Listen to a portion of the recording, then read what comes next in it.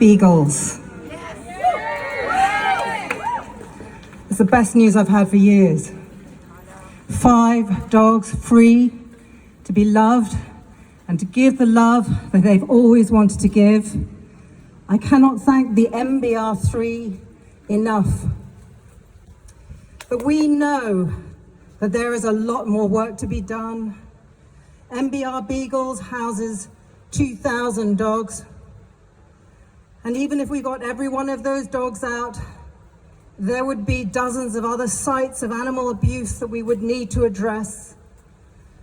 And one of the things about the rescue last week that was particularly poignant for me is that it took place on the same day as the first day of the Yulin Dog Meat Festival. I'm going to linger with Yulin for a little while because Yulin was my starting point into animal rights. And Yulin was what made me realize that there was something seriously corrupt with the human spirit, that it could take the most beautiful, loving, docile, mischievous of animals and find some kind of weird value in torturing them and butchering them and eating them. And from Yulin, I went into every other area of animal abuse and finally also into factory farming, what was happening on our own shores. And I saw that this culture of abuse was not specific to any one nation or any one people. It was widespread, it was deep, it was entrenched, it was habitual, and it was wrong. Everyone here has seen a lot of shit done to animals. That's why you're here. I'll give you some numbers. Every year, 25 million dogs killed in the dog meat trade across Asia and Africa, 40 million day-old chicks chucked into macerators, 2 billion cows, calves, buffaloes, goats, pigs, some of those dogs as well killed for leather, 80 billion land animals killed for food, an entire agricultural system based on the commodification of a mother's body, of the exploitation of her body. We tear mother from baby, and we tear both limb from limb, and this is not just dairy, as I thought for a while, it's just dairy. It's not. It's every single part of the meat industry. If this is the 6th mass extinction, this is arguably, and I've said this before, the first mass extermination. We are killing animals deliberately. It's beyond belief. But these are just numbers. These are just numbers that I've given you there. And what people don't talk about enough is the stories of individual suffering. And in Yulin, every time, every dog I've seen has been confused, has wanted to get out, has not known how to fight back.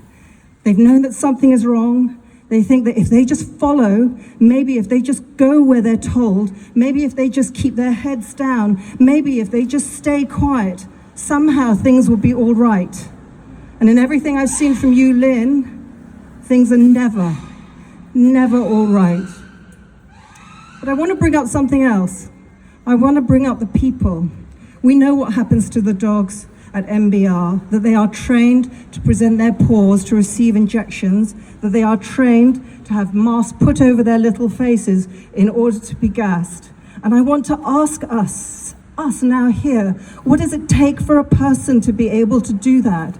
These puppies are trained. You train them with treats. You train them with love. You train them with rewards. You train them and you see their little tails wagging and you see them excited when they get things right. And you know that you are training them to be tortured to death. What kind of person is doing that? And what is the violence that's been done to that person that they can do that without question? And why are we as a society paying them to do that to baby animals? And why are we paying those in factory farms to do the same thing to the baby pigs and the veal calves? What is happening? This is now a human rights issue. All oppressions are connected. Something that Albert Schweitzer has said, and it's key that we understand human compulsion here, is he said, anyone who's accustomed himself to regard the life of any creature as worthless is in danger of arriving also at the idea of worthless human lives. Until we extend our circle of compassion to all living things, humanity will not find peace. And this idea of peace comes up again in the words of Rachel Carson. We cannot have peace among men whose hearts find delight in killing any living creature. We have never needed a peaceful world more than now. We're at war, we're losing everything.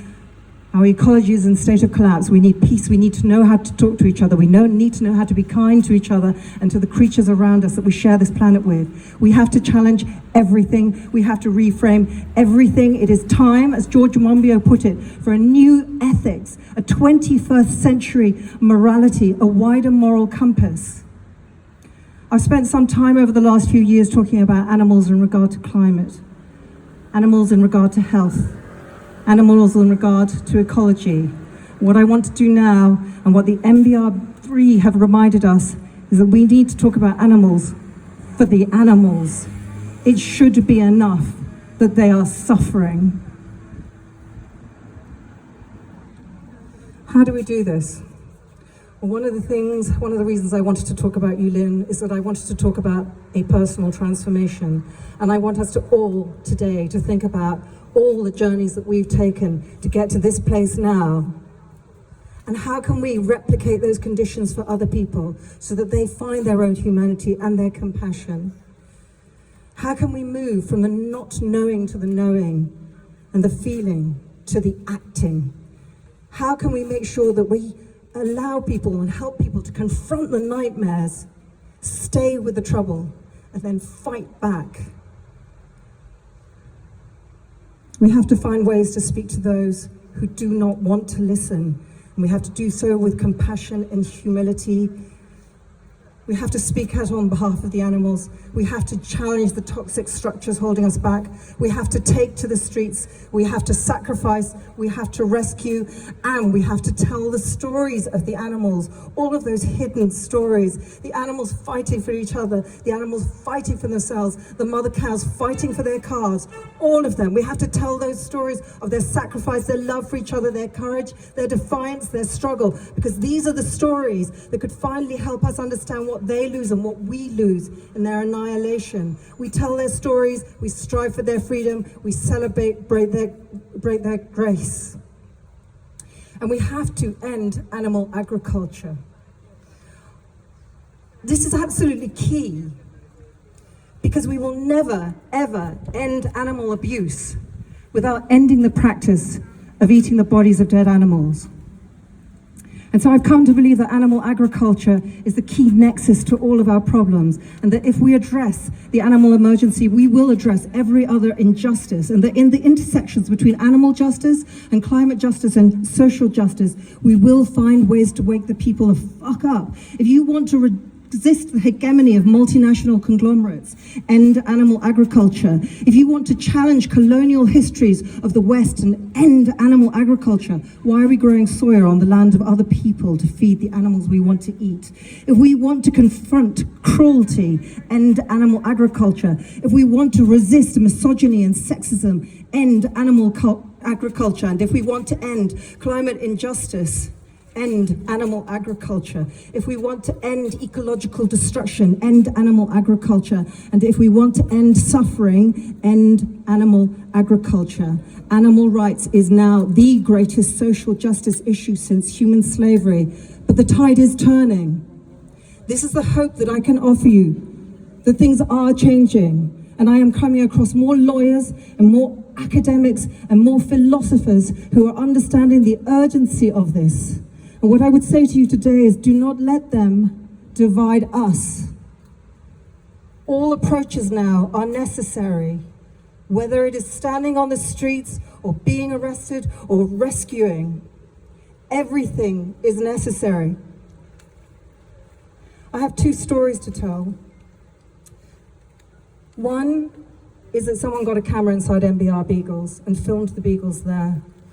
And these little dogs, in amongst the shit that was left behind, the urine, and in their bare pens, still had some element of play and rest and eagerness to interact, and they were still graceful and they were still dignified. And I want us to always remember them. And when anyone tells you that we need to experiment on them, remember them. The other story I want to say is I give talks in schools on animal rights, and I show slides of all the different ways that animals are used, and I moderate it. If the children are very young, it's not terrible. But it's enough to make them think. And in one of the slides is a picture of a little dog, a little beagle, with a gas mask over his face, and he looks so sad. And at the end of my talk, one little boy put up his hands and he said, "Miss, did the dog make it?"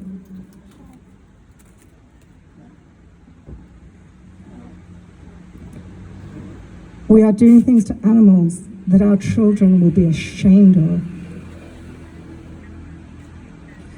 We have two demands today. One, that MBR immediately shuts down and rehomes all of those puppies. It is a wanton waste of life and soul. Our second demand is that the British government urgently phases out all animal testing and importation of animal-tested products by 2025, sooner if possible.